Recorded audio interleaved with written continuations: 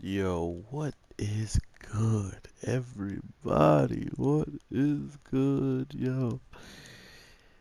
With this month, I cannot, like, I'm telling you guys, this is one of the most powerful months of anime. And the weird thing is, some animes are still dropping quite late in this month alone. Um, so I guess I'm not gonna give it just to the month because we're probably gonna get an anime at like the very end of October, and it's just gonna go into like the fall. People are gonna count it as fall. So fall is absolutely murdering every freaking anime they're dropping right now. Um, I just picked up a new show called Kazneri Circus, and it has a much longer name than this in Japanese, but this show has some of the best promising things about it. Not only is this show pretty freaking gorgeous, like I was pretty happy with just like watching what was happening overall. Um, but not to mention there's also uh, a hint of Hunter x Hunter in this show in the sense of the people who created Hunter x Hunter, the 2011 version. There are people from that studio working on this project as well. So that's like an inkling or like a hint at they're getting their feet, wet and getting their hands dirty. So hopefully when all is said and done, let's imagine that this series does amazing. And not only is it amazing in the sense of the story and just like overall plot and stuff, uh, but it's amazing to look at. It's something you want to continue to stare at and stuff like that. That will be a big part thanks to the company who, takes in this work.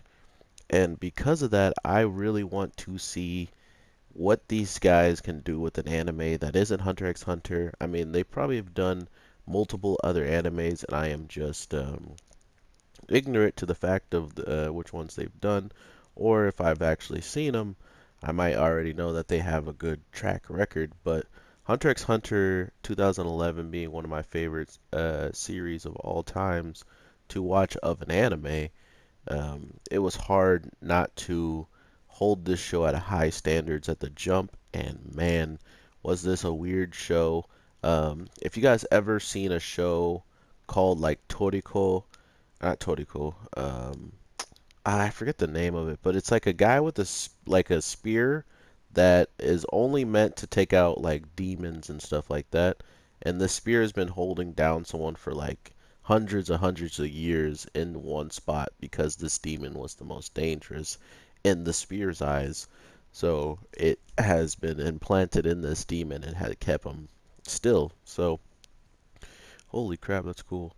With that being said, though, it's kind of mind-boggling that with how amazing some of these like graphics just look in this first week's episode. Like the battling was cool. Um, the overall like plot of everything seems to be pretty gnarly, like in the sense of they didn't hold back in the very beginning scene. A lot of people just got straight up destroyed. And if you're watching the beginning scene, you're looking at it like, oh man, these things are like demons or some weird types of species. But clearly, by what we learned throughout just the rest of the episode alone, we learned that they're all puppets. People who are puppet controllers are pretty much like um, they're like the magic users of this world. They're the heroes of like My Hero Academia type of deal, where there's a lot of these people, but then there's still normal people who have never seen it before. So there is a little bit of balancing of normal bystander and an actual puppet user, which is what we get in this week's episode. Uh, one bystander who's freaking has probably the worst and weirdest disease I have ever seen in my life. A disease where this man needs to make someone laugh, or he'll continuously have an attack that will sooner or later lead to his inevitable death if someone does not laugh. I think it has to be at what he's doing too, so not only does he have to make them laugh, uh, he can't just like show up somewhere where someone's laughing and be like, "Oh, I did that," and it'd be all good. So, this show's really, really caught my attention in that aspect. Just overall, it looks crazy. The hands, like certain parts of like the episodes are just done to a degree that you would not expect like an anime I've never heard about, for instance, to look so great. And the other thing about this show that gives me a lot of hope and a lot of promise for it is when studios take the time to already let us know how many episodes there are, and we're looking at 36 episodes of this show. Um, I could see it maybe having a little bit more of some relaxing time, some, talking to characters, figuring out backstories of just, who has gone through what, and certain things like that. I can understand that they might want to get that flushed out. But at the same time, what I want to see is where and what uh, will take place throughout all of this like series, because with the puppets and how durable and powerful they are, um, we're stuck in this position where we feel like, the human guy, the guy who can't really do anything at this point, and if we're, like we don't understand anything, we're left in the dark. So I think that's another like really good way that they're taking this series seriously in the even in the first episode, because oh my gosh, even at the jump, it kind of feel like they were trying to say that this show was going to be, like very crazy and outrageous. But then you come to find out that, it's like this little boy has lost his family, and or he lost his dad, and I'm guessing his mom sometime or other time, because he should have just went to his mom, or maybe his mom is the main like bad person, because who would have known the dad had something special about him unless someone got very close and learned some secrets that maybe was kept in the family, but you usually marry outside of the family, so can't trust everybody.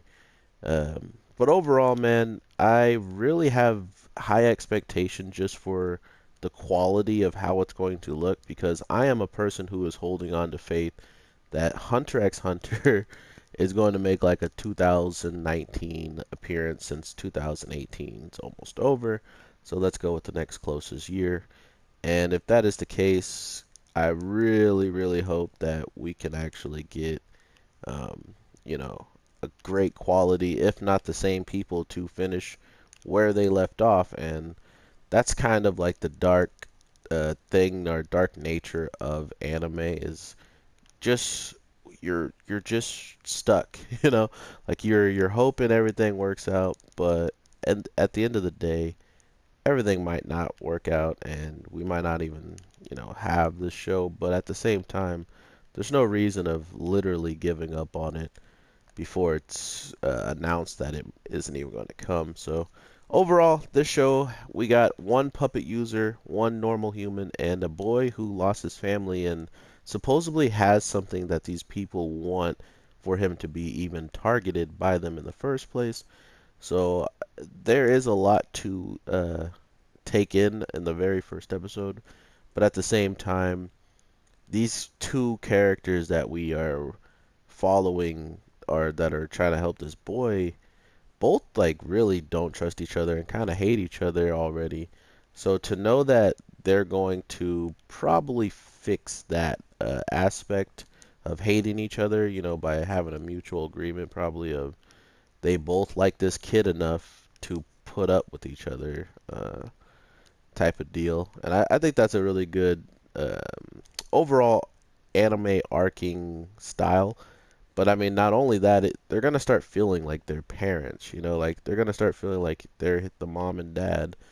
And if the mom and dad keeps, acting up in front of the kid, the kid's never gonna feel, fully capable of, that safe feeling of, oh yeah, you guys are fighting and stuff, but can we just have a normal time to ourselves? Which kind of doesn't seem like it's going to be the case with this anime, with it ending on a cliffhanger already of a guy who pretty much was the cause of this whole entire attack, a train going into a freaking circus arena.